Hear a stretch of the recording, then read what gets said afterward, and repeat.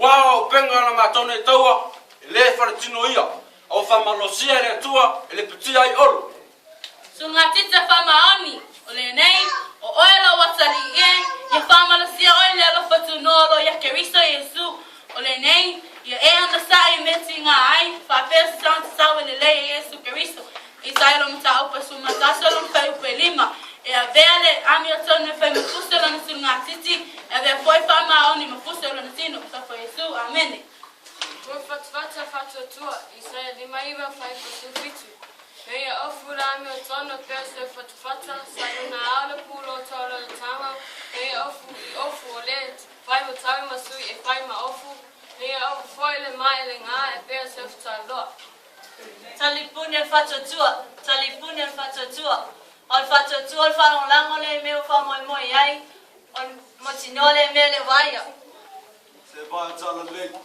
Doi ane pei pei wha. E tene lava lo fia fia o loa. Ia whanau. E sa vanu monu. Pulo tau le ala sanga. O le manu ia foi mai le atua.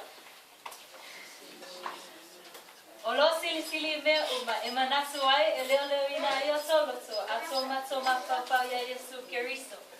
Pelu ale anganga. Wa o ola le fiona le atua.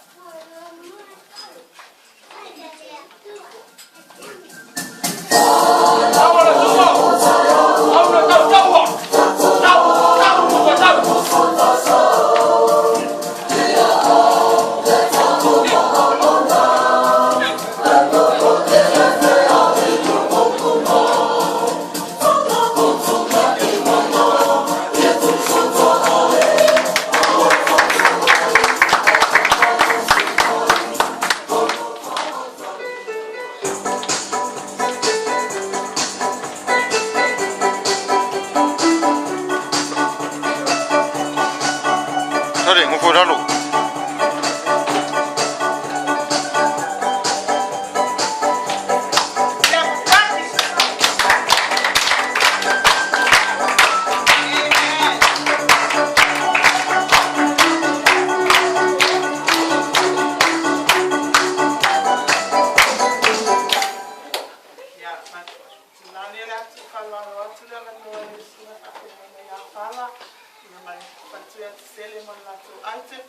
God bless you.